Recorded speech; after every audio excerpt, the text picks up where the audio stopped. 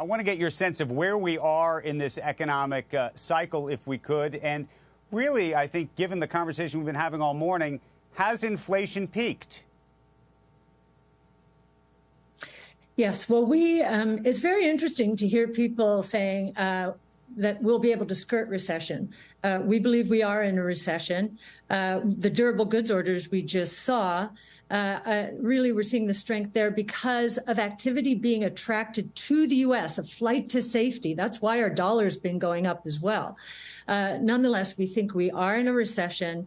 We're seeing tremendous demand destruction. You see demand for gasoline over the summer down to 25-year lows, 1997. Think about that. So lots of demand destruction. And we believe it will continue. The good news here is to hear Michael Evans this morning talking about, hey, we're all on the same page. This could be done in the first 3 months of next year. Well, if the market is the discounting mechanism that it should be, then it should be discounting the peak in interest rates. Yes, inflation peaked. We believe core inflation peaked at 5.3%. This is the PCE deflator that the Fed supposedly pays the most attention to, 5.3 in February. It's down to 4.6.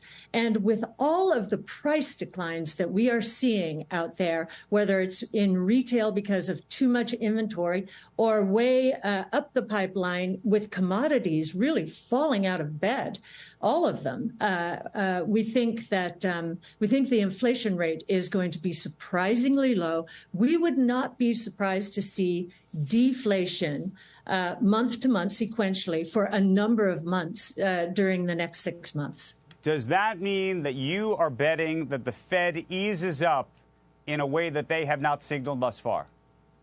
Absolutely. I think they do not appreciate how much demand destruction has taken place out there.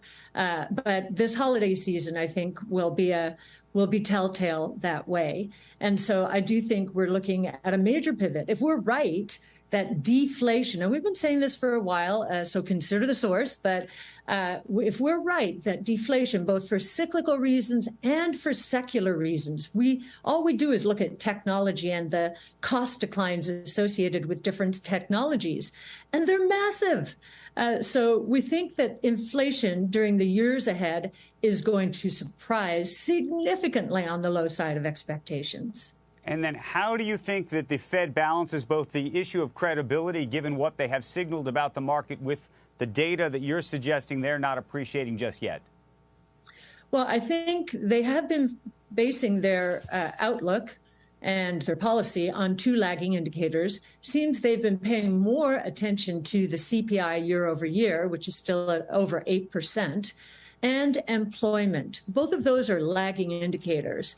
The leading indicators, which are all in the pipeline, easy to see right now, are all saying that prices are going to come down.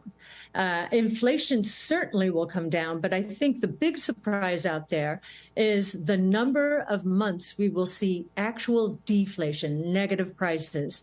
And it's not just because of the U.S. In fact, we're benefiting from the flight to safety from the rest of the world. What's going on in China is highly deflationary. What's going on in Europe, the same. This energy is a huge tax on that continent. One of the other things that's happened in the last in the last week that I think is fascinating is that both Japan and China have basically supported their currency, and they're basically saying no mas. And in order to do that, what are they doing? They're selling dollars and buying their own currency. So effectively, China and Japan are doing some of the easing that we think the Fed will do, increasing dollars in the system.